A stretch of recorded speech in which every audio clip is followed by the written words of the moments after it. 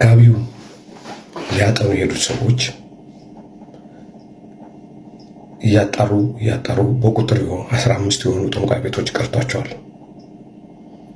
ከዛ በፊት ከ15 በላይ ባሉት የጠንቋይ ቤቶችና የውቃቢ ቤቶች በቤት ሰራተኝነት፣ በዘበኝነት፣ በካዳሚነት ወይም ለጠንቋዩ ቅርብ በሆኑ ቤተሰቦች ጋቢውን ለማወቅ ማን ነው የዚህ ጋቢ ለባሽ ብሎ ለማወቅ የተደረገው ጥረት አልተሳካም። በጣም አድካሚ በሆነ ሁኔታ ሰዎችን በግል በመፈለግ ቤታቸው በመሄድና ሚስጥር ጠንቋዩ በማይሰማበት ሁኔታ በሚስጥር የመጠየቅ ስራዎችን ተጠይቀዋል። የፖሊስ አባሎችም እንደ ባለጉዳይ ሆኖ በመመላለስ የሚከፈለውን ተገቢ ክፍያ እየከፈሉ በጠንቋይ ቤቶች ያደረጉት ክትትል ለዛ ፍንጭ የሚሰጠው ነው አልተገኘም። ስለዚህ እያጠራን 15 ዋና የተባሉ ትልቅ ጠንቋይ ቤቶች ላይ ብቻ ትኩረት አድርገን መስራት ጀምረናል። እነዚህ 15 የጠንቋይ ቤቶች የስነ ስርዓትና የደንብ ፖሊሲያቸው ከሌሎቹ ጠበቅ ያለ ነው። በግብር ይውጣ ጠንቋይ ቤት የሚኬድበት አይደለም። ቀጠሮ ይያዛል። ዋናውን ጠንቋይ ከማግኘት በፊት የምታገኛቸው 2 እና 3 ልክ እንደ ፕሮቶኮል አይነት ሰዎች አሉ። በእንደዛ የሚገባ ስለሆነ ቀላል አልነበረም። ቢሆንም ግን ለዚህ የሚሆኑ ጠንከር ያሉ የአካባቢ ተወላጆች ስለነበሩ እነሱን ለመጠቀምና በእነሱ ለመግባት እንድንሞክር አንዳንዶቹ ከጠንቋዩ ሰው ጋር የሩቅ ዝምድና ያላቸው የጋብቻ ዝምድና ያላቸው ተፈልጎ በእነሱ አማካኝነት ወይ እነሱ እንዲገቡ ወይ ሌላ ሰው እንዲገባ እንዲያመቻቹ ተደርጎ እዛ ያለውን ነገር ለመከታተል እየተሞከረ ነው። ውስጥ ካልገባንና እዛ ውስጥ የሚደረገውን ካላየን እዛ ውስጥ ቋሚ የሆኑ ሰዎች፣ ሁልጊዜ የሚመጡ ሰዎች ማወቅ አንችልም። የሚያስተናግዱ ሰዎች፣ ሰራተኛ የሆኑ ሰዎች፣ እዛ ቤት በበጎ ፈቃደኝነት የሚያገለግሉ ሰዎች፣ ጥበቃው ወይም ደግሞ የቤት ሰራተኛ ወይ እዛ ቅርብ የሆነ ሰው እንደ ካዳሚ ያሉትን ነገሮች ማወቅ አንችልም።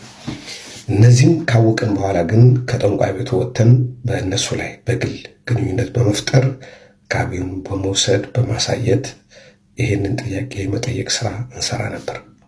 ለዚህ 15ቱ ላይ ትኩረት አድርገን እንድንሰራ ተስማምተን ከዛ በላይ ያሉትን ትተናቸዋል።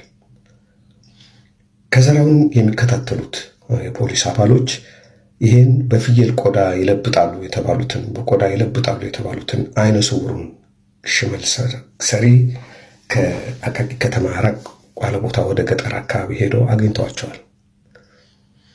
እሳቸው ከዘራውን ከተቀበሉ በኋላ ያደረጉት ምንድነው? በስንዝር ቆዳውን ለኩት። ሲለኩት አነሰባቸው። የእሳቸው ስንዝር ረጅም ዘለግ ያሉ ሰው እንደሆኑ ነው የተነገረን። እንዲህ ሲለኩት ነው እኔ ቆዳ ማረገው በስንዝር ለክቼ ነው፣ ይሄ ከኔ ስንዝር በታች ነው፣ እኔ አልሰራሁትም። ደግሞ ማዩና ታች ሽመሉ ላይ ያለውን ብረት ማዩና እንደዚህ አይነት ብረት ያለው ሽመል አልሰራም። እኔ በብዛት ሰዎቹ ከዘራውን ያመጡልኛል፣ እኔ ደግሞ በቆዳ እለብጥላቸዋለሁ። በጣም አልፎ አልፎ ነው በራሴ ከዘራ ሰርቼ የምሸጠው። እዚህ ብዙ ሰው እኔ ጋር ይመጣል፣ እንዳይሰበርበት ከዘራው ጥብቅ እንዲሆን ጠንከርመን ለመመከት እንዲያመቸው ነው የምሰራው እንጂ እኔ በግሌ እንጨት ፈልጌ አልሰራም። አቅመ ደካማ ነኝ። ቤት ሆኜ ግን ስሰራ ቆዳውን እንደዚህ ነው ማረገው ብሎ ሌሎች የሰሯቸውን እንትኖች አሳይቶ ለናሙና እንደውም አንዱን ይዛችሁ ሄዱ ከፈለጋችሁ ብለው ሰጥተው በዛ ምክንያት እሳቸው ጋር ያለውን ክትትል አቁመናል። ስለዚህ ከዘራው ሰራተኛ እስከ ሰሜን ሸዋ ድንበር ድረስ ሄደን ብንፈልግም ልናገኘው አልቻልንም። ይሄም ብዙ የሚያስኬድን አይደለም ወደሚል መደምደሚያ እየደረስን ነው። በዛ ላይ ተመድበው የነበሩት 7 ፖሊስ አባላቶች ቀንሰን 2 አባላቶች ብቻ እንዲከታተሉት አድርገናል። ከዛ ላይ የነበሩትን ወደ ሌላ በዚሁ ምርመራ ላይ ያሉ ሌላ መረጃ ማሰባሰብ ላይ መድበናቸዋል። ይሄ የምርመራ ሂደት በጣም ውስብስብ፣ የበላይ ጫና ያለበት ከደህንነት ክፍሉ ከፖሊስ ከፍተኛ ባለስልጣኖች ከሁሉም ግፊት ያለበት ስለነበረ አስጨናቂ ነው። ቀን ማታ ሳንል እየሰራን ነው። እኛም ሆነን የበላይ ኃላፊዎቻችን በዚህ ጉዳይ ተጨንቀዋል። መንግስት ማወቅ የፈለገው ምክንያቱ ነው። ይህን ያህል የአንድ ሰው ነፍስ ግድ ብሎት ባይሆንም ይሄ የተደረገው በአካባቢው ኦነግ ይንቀሳቀሳል ተብሎ ስለሚባል ወይ ኦነግ ኃይል የወሰደው እርምጃ ነው ብለው ስለገመቱ ይሄ ወደ ትልቆቹ አመራሮች ከመምጣቱ በፊት መቅጨት ይፈልጋሉ። እነዚህ በዚህ ላይ ክትትሉ ጠበቅ ያለ እንዲሆን በየጊዜው መመሪያ ያወርዳሉ። ስልክ ደውሎ ይጠይቃሉ። የት ነህ? ምን ደርሰሃል? ምን እያደረግክ ነው? አንዳንዴ መዝገቡን ይዘህና እንየው ይላሉ። እኛም ከታች ከላይ እሳት እንደሚነድበት ድፎ ዳቦ እየነደድን ስራችንን ለመስራት እየሞከርን ነው። አንዳንዴ ምሳችንን እራታችንን የምንረሳበት ጊዜ ነበር። ቡና ከመጠጣት ያለፈ ጊዜ ሳይኖረን በዚህ ጊዜ ሙሉ ኃይላችንን እያፈሰስን እንሰራ ነበር። ይህ የፖሊስ ገዳይ ይቀጥላል። ባለፈው በ15 የጠንቋይ ቤቶች ላይ የመደብናቸው የፖሊስ አባላት ማድረግ ያለባቸውን ሁሉ አድርገዋል። በሰጠናቸው መመሪያ መሰረት ከእያንዳንዱ ጠንቋይ ቤት የሚካድሙ የሚሰሩ የሚያስተዳድሩ ሰዎችን እያገኙ አናግረዋል። አንዳንድ ቦታ እንደውም ጠንቋዩን ራሱ እየጠየቁ አሉ። እስከዛ ምንም የተገኘ ፍንጭ የለም። በከዘራው በኩልም የመጨረሻ እንጥፍጣፊ ኃይላችንን ጨርሰናል። ስለዚህ በምን መንገድ መሄድ አለብን በሚለው የቀረን መንገድ ልብስ አጣቢዎች ላይ ትኩረት፣ ቤት አከራዮችና ቤት ደላሎች ልብስ አጣቢዎች ላይ ትኩረት እናደርግ ብለን የጋቢውን ክትትልም አጥበበነዋል። ምንም እናውቀው ነገር የለም ቢሉም በ5 ትልልቅ ጠንቋይ ቤቶች በተለይ ወንጀሉ በተፈጸመበት አካባቢ ባለው ዋና ጠንቋይ በሚባለው ሰው ቤት አካባቢ ትኩረት አድርገን ክትትላችን እንድንቀጥል ወስነናል። አሁን ከ80 ምናምን ጠንቋይ ቤቶች ወደ 5 ጠንቋይ ቤት ወርደናል። ከከዘራ ነጋዴና ከከዘራ ሰራተኛ ክትትል ወጥተናል። ነገሩን አንዳንድ አስፍተን የሄድንበትን እያጠበብን ማትኮር ባለብን ነገሮች ማትኮር ጀምረናል። ከሟች ጋር ቂም በቀል ዝም የቆየ የመገዳደል እንትን አንዱ ዘር አንዱን ያጠቃበት ታሪክ ፈልገን አላገኘንም። በሱ ወገን በአባቱም በእናቱም ወገን በዚህ ሁኔታ የሚፈላለግ በነፍስ የሚፈላለግ ሌላ ጎሳ እንደሌለ አረጋግጠናል።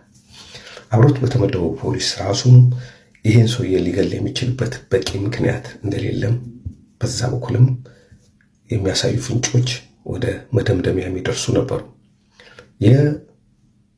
የተተኮሰበት ጥይትና ሰውዬው የሞተበት ጥይት ተመርምሮ ፖሊሱ ሀጎስ የሞተው በሽጉጥ በተተኮሰ ጥይት መሆኑን ተረጋግጠዋል። በዛች ቦታ ላይ የተሰበሰቡ ማስረጃዎች በማገጣጠም እሱን ከ7 ሜትር ላይ በተተኮሰ ጥይት እንደሞተ የፌዴራል ፖሊስ ፎረንሲክ ባለሙያዎች ከፍተኛ ኤክስፐርቶች መደምደሚያ ሰጥተዋል። ስለዚህ በክላሽ ተገሏል የሚለውን ወይም ደግሞ ክላሽ ሊመታ ይችላል የሚለውን አንድ ሀሳብ ቀሎልናል ማለት ነው። እያጠበብነው ምርመራው እየጠበበ እየመጣ ነው። በልብስ አጣቢዎቹ በኩል ግን የተለያዩ አንዳንዶቹ ይህን ጋቢ ያጠብኩት ይመስለኛል፣ ግን ከማን ቤት እንዳጠብኩት አላስታውስም ይላሉ። አንዳንዶቹ ደግሞ ይህን ጋቢ አላጠብኩም፣ ጭራሽ ጋቢ የሚባል አላጠብኩም የሚሉም አሉ። ከዛ ጋቢ የሚባል አላጠብኩም የሚሉትን ትተን ጋቢ ያጥበው የማን እንደሆነ የማያስታውሱትን ብቻ ለይተን ከነሱ ጋር ኮሚኒኬሽን ማድረጋችን ቀጥለናል። ቤት አከራዮችን በማነጋገር ደረጃ በግል እየጠራን ቤታቸው በጣም ጥርጣሬ ያደረብንና ከሟች አካባቢ በተለይ ቀበሌ 01፣ 03 እና 02 የሚባሉት ቅርብ ለቅርብ ያሉት ቀበሌዎች ላይ ያሉትን የአጎራባች አከራዮችን ትኩረት አድርገን እናንተ ቤት ማን ነው የተከራየው? የተከራዩ ስም ማን ነው? በምን ውል ነው የተዋዋላችሁት? ማን ነው ያገናኛችሁ? የሚል ትኩረት አድርገን እየጠየቅን ነው። በዚህ ሂደት በ9 ወንድ ተከራዮች ላይ ትኩረት አድርገን ክትትል ጨምረናል። 9 ወንዶች እድሜያቸው ከ20 ቤት እስከ 50 የሚደርሱ ናቸው። አንዳንዶቹ በአካባቢ ሰው የሚታወቁ ቢሆኑም እኛ ግን ከጥርጣሬያችን ውጭ ሊሆኑ አልቻሉም።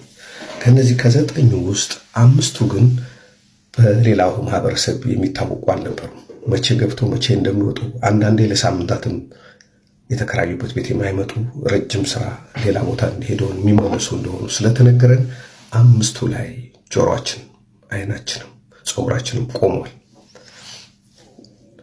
ሆኖም ግን ለተጨባጭ የሆነ ተጠርጣሪን ለመለየት የሚያበቃ ማስረጃ ስላልነበረን ክትትሉን ቆይተናል።